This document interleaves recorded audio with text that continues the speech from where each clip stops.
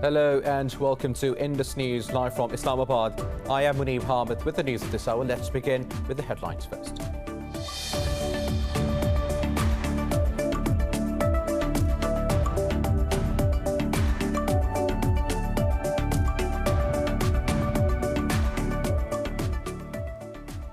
Kabul says the legitimacy of the war must be discussed with the Taliban before any progress can be made in the Afghan peace talks.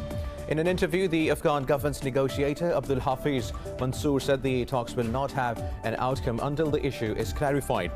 3 meetings have been held between both sides since the talks resumed in Doha on 6th of January.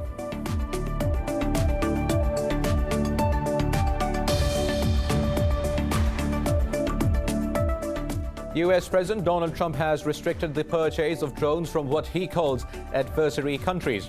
Trump signed an executive order which also directed a deeper assessment of the security risks from Chinese-made drones. The move follows Washington's blacklisting of Chinese drone maker DJI and dozens of other companies.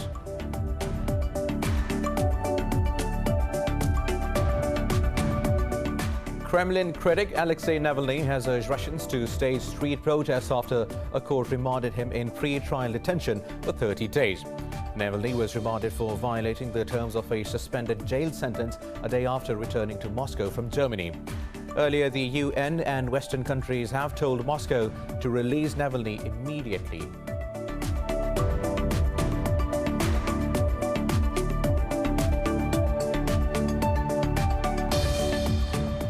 The number of coronavirus infections in the US has crossed 24 million as its death toll nears 400,000. Pakistan has approved Chinese Sinovac vaccine against COVID-19 for emergency use. The country has registered 1,800 new cases and 58 fatalities, with the death toll crossing 11,000. Globally, the virus has claimed 2.03 million lives and infected over 95.5 million people so far.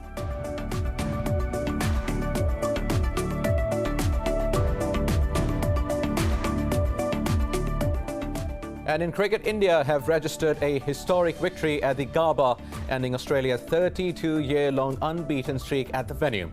The visitors won the final test match by 3 wickets after chasing 328-run target on the last day. India also retained the Border Gavaskar Trophy, winning the series 2-1.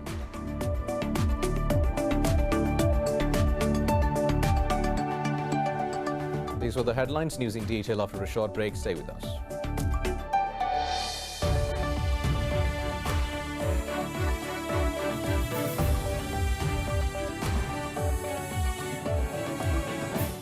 Welcome back. Now let's have the news in detail.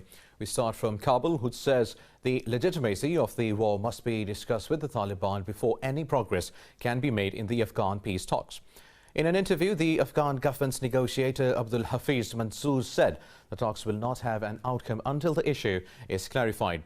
3 meetings have been held between both sides since the talks resumed in Doha on 6th of January. 3 meetings have been held since the talks resumed on January 6, but complete working groups from both sides have not met for the last 6 days. While the meeting scheduled for Monday was also cancelled. The Taliban last confirmed a meeting of the 2 negotiating teams on January the 9th. Now, Iran has stated another round of military exercise in the Gulf of Oman amid tensions with the US. It comes a day before US President-elect Joe Biden's inauguration. The state media said the drill will involve rapid reaction units, airborne units, and mobile and offensive brigades. Meanwhile, speaking at a conference to decide measures to avenge General Qasem Soleimani, Iran's foreign minister said Tehran doesn't seek tensions or war with the US. Javad Zarif said the measures taken by lame government in the US has no effect on the will of Iranian people. Iran and the US have increased their military activities in the Middle East.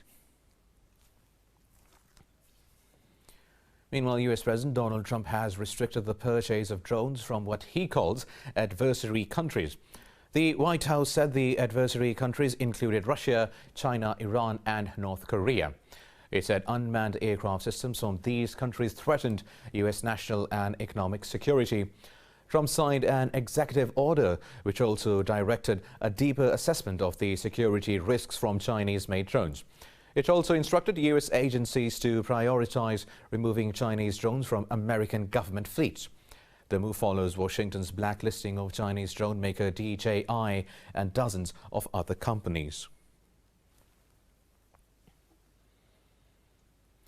Now, Kremlin critic Alexei Navalny has urged Russians to stage street protests after a court remanded him in pre-trial detention for 30 days. Navalny was remanded for violating the terms of a suspended jail sentence a day after returning to Moscow from Germany. He demanded free access of media to the court hearing, which he called the highest degree of lawlessness. Navalny also lashed out at President Vladimir Putin, accusing him of throwing the criminal code out of the window in fear. Earlier, the UN and Western countries told Moscow to release Navalny immediately. Meanwhile, Germany says it regrets U.S. plans to impose sanctions on a Russian pipeline ship. The vessel Fortuna is involved in the construction of Moscow-led Nord Stream 2 gas pipeline from Russia to Germany. The German Economy Ministry said Washington had informed Berlin of its plans to impose the sanctions. It added Berlin was taking note of the announcement with regret. Talking to the media, a German government spokesman said Berlin's view on the gas pipeline remains unchanged. Now in India, the 10th round of talks between the government and farmer unions have been postponed to January 20th. Farmers have been protesting outside the Indian capital against the government's controversial farm law since 26th of November. Meanwhile, the Supreme Court appointed committee is scheduled to hold its first meeting today to resolve the impasse. In Punjab, Chief Minister Amrinder Singh has slammed the investigation agency's harassment, saying it will not weaken farmers' resolve. On Monday, women farmers observed a day-long fast and burned the effigy of the IMF, which has backed the laws. The number of coronavirus infections in the U.S. has crossed 24 million as its death toll nears 400,000. Globally, the virus has claimed 2.03 million lives and infected over 95.5 million people so far. More details in this report. As rising deaths and infections crush hopes of an early end to the pandemic, the WHO has warned the world that weekly deaths from the virus may surge up to 100,000 soon. In the U.S., healthcare workers have declined to take vaccines, creating difficulties for pandemic response by sending wrong message to the public. President-elect Joe Biden announced to keep the travel restrictions for much of Europe and Brazil hours after President Donald Trump lifted the ban. Meanwhile, Brazil has kicked off a nationwide COVID-19 immunization program by distributing China's Sinovac biotech vaccines following emergency use authorization. Today is another important day for all of us. After many meetings, requests, collections, Brazil has made it. Brazil managed to start its vaccination with this event, which is symbolic, of course, but real, and the practical that initiates the vaccination rollout.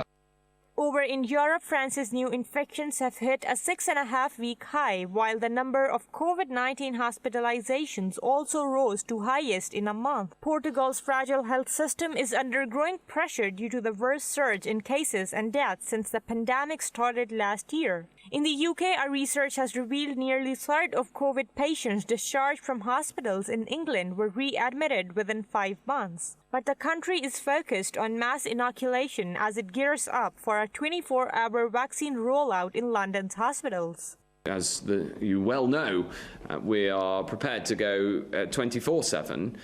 There are movements in supply and making sure that we get the supply into people's arms as fast as possible is absolutely critical. So I wouldn't read too much into an individual day's data.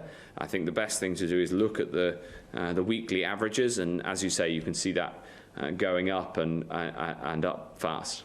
In Asia, China reported more than 100 new cases for a 7th straight day in worst domestic outbreak since March last year. Japan has detected the 3 cases of the UK variant of coronavirus in people who had no history of travel to the country. Meanwhile, Pakistan has approved the COVID-19 vaccine manufactured by Chinese state-owned firm Sinopharm. Earlier, Islamabad permitted the Oxford AstraZeneca vaccine for emergency use.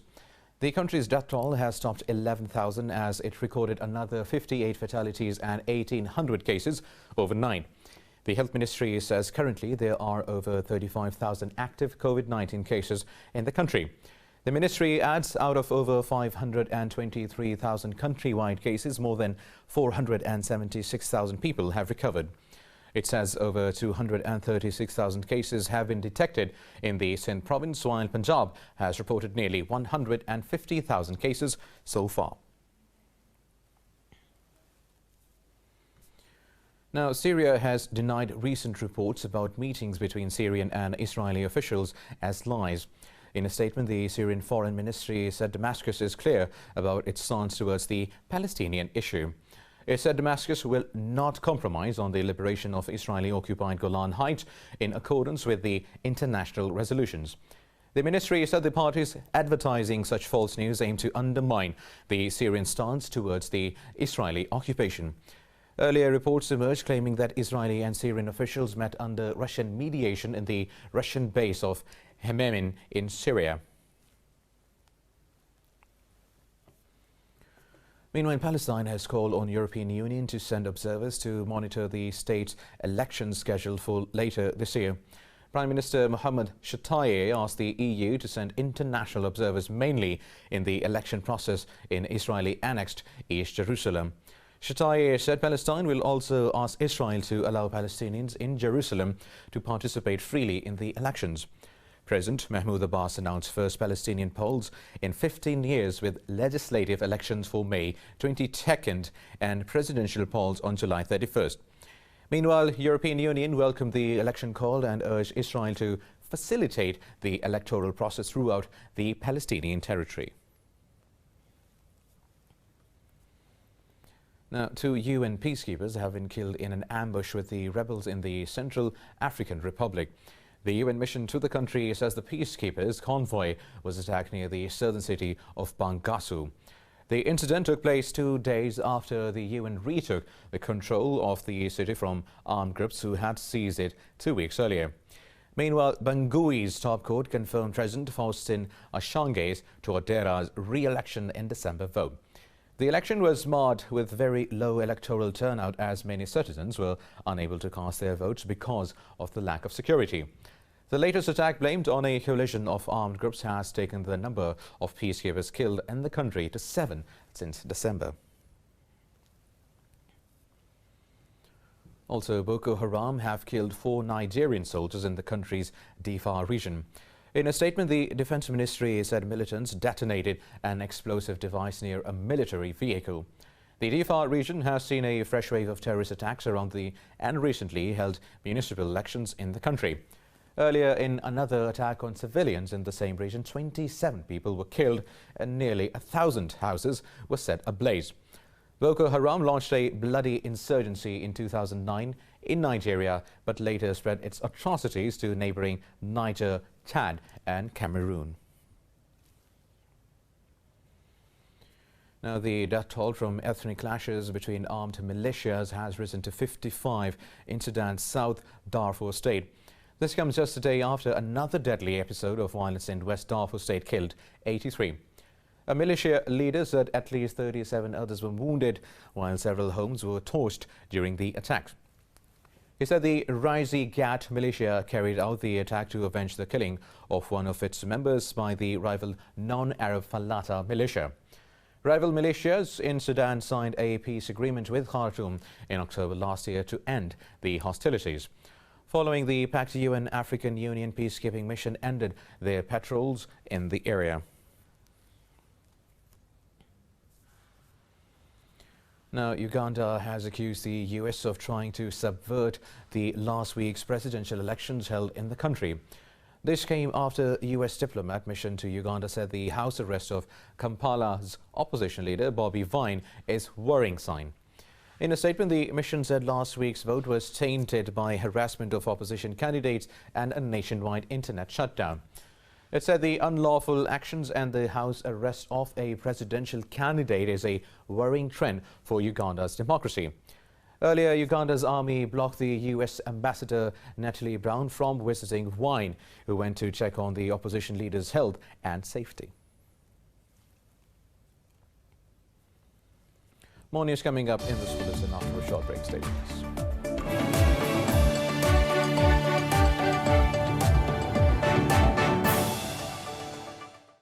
Welcome back now. Moving on with the news stories. Japan has accused South Korea of worsening the already strained bilateral ties by reigniting the clash over World War reparations. Speaking in the Japanese parliament, Foreign Minister Toshimitsu Motegi called Seoul's demand of compensation over wartime sex slavery illegal. He termed the recent South Korean court ruling seeking compensation an abnormal development. Motegi urged Seoul to correct international law violation and restore healthy relations. Earlier, Seoul Central District Court ruled that Tokyo must give $91,360 to each of the 12 victims. The relations between Seoul and Tokyo have plunged to their lowest in decades over the issue.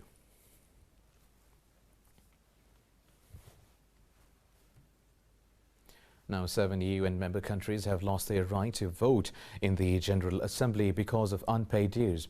UN Secretary-General Antonio Guterres made the announcement in a letter to the President of General Assembly.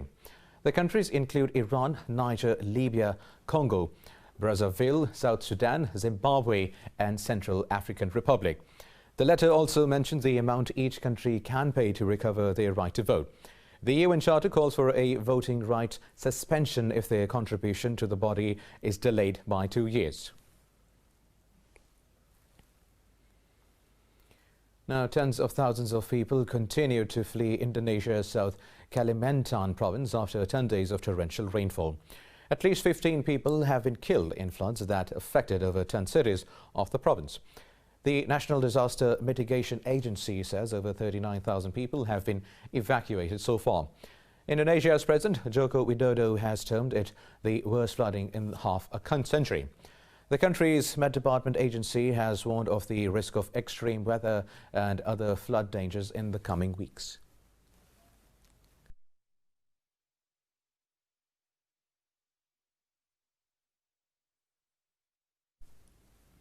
Now, British billionaire Richard Branson's Virgin Orbit has reached space for the first time with a successful test of its air-launched rocket. The rocket has delivered 10 NASA satellites to orbit, achieving a key milestone. Virgin Orbit's Launcher 1 rocket was dropped mid-air from a modified Boeing 747 nicknamed Cosmic Girl. The rocket demonstrated its first successful trek to space some 35,000 feet over the Pacific. The company says 2 hours after its Cosmic Girl carrier craft took off, the rocket successfully placed 10 tiny satellites in orbit. The space test has also pushed Virgin Orbit into an increasingly competitive commercial space race alongside rivals including Rocket Lab and Firefly Aerospace. Well, now in the northwest region of Syria, heavy downpour, freezing cold and increased spread of COVID-19 have exacerbated an already dire humanitarian situation of displaced Syrians. The people in need of humanitarian assistance are unable to maintain disinfection and sanitation measures. Details in this report. In Idlib, more than 100 refugee camps are the house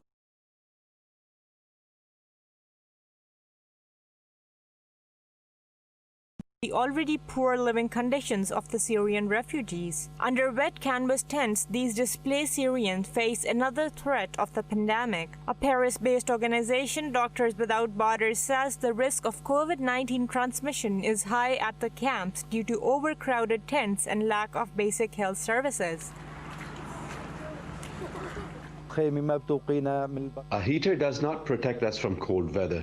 Just like every year, winter is winter and it is hard.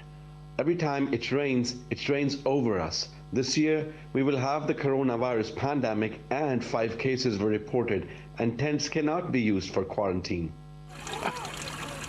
The lack of clean water and sanitation has also made it difficult to maintain disinfection and sanitation measures. But as countries around the world begin nationwide vaccination campaigns, some Syrians worry they will not have similar access. We have been suffering for 10 years from displacement. We moved from one place to another, from one village to another, from one town to another. All countries are busy with the coronavirus pandemic.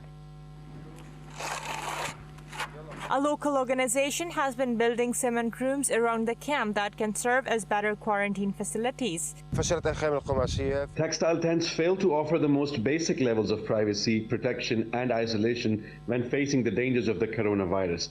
That is why we have built in the current year more than 1,000 cement rooms as part of our program to face COVID-19. Syria has been ravaged by a civil war since early 2011 when the Bashar al-Assad regime cracked down on pro-democracy protesters. Hundreds of thousands of people have been killed and millions more displaced so far.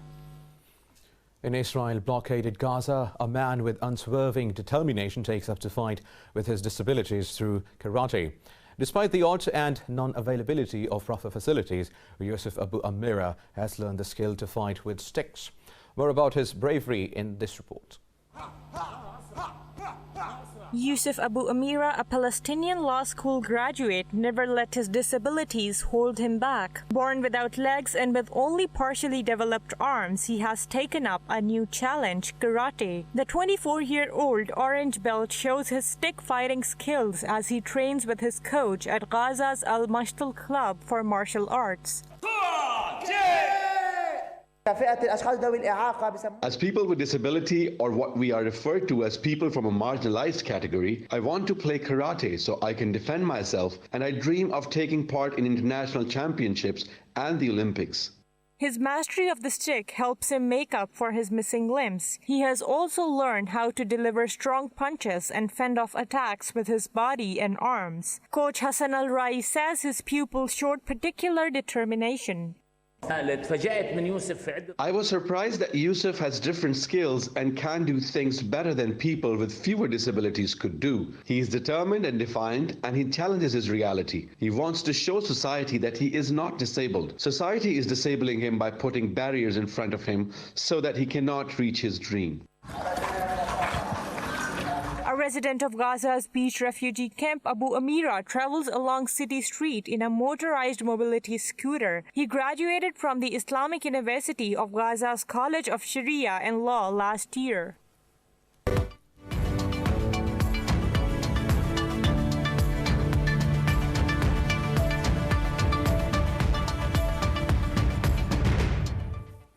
Now, the International Monetary Fund says the global economic outlook is extremely uncertain after the new strands and consecutive waves of COVID-19. IMF Managing Director Kristalina Georgieva said the fund needs more resources to help heavily indebted countries. Speaking at a virtual news conference, Georgieva said the IMF rapidly increased concessional financing to developing economies, but she said further steps were needed. Georgieva added it was important for the global lender to expand its capacity to support countries that have fallen behind. Meanwhile, the new chair of IMF's steering committee, Magdalena Andersson, said the need for liquidity remained great. Andersson said she would consult with member countries on options for expanding liquidity. Meanwhile, European stocks have edged up as investors monitor COVID-19 vaccine rollout and political developments in the United States. Leading the gains, Italy's FTSE MIB has added close to 0.5%. European stock 600, London's FTSE 100, Frankfurt's DAX and the CAC 40 in Paris have all edged up marginally. Earlier, most Asian bourses traded higher with the exception of mainland Chinese shares.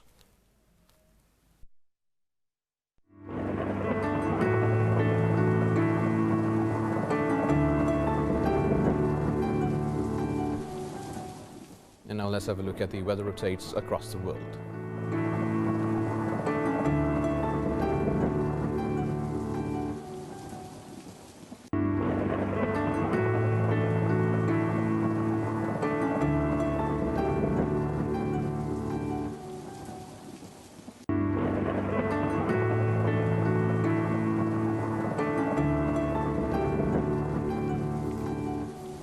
And that is all for now. For the latest updates, you can follow us on social media at indus.news.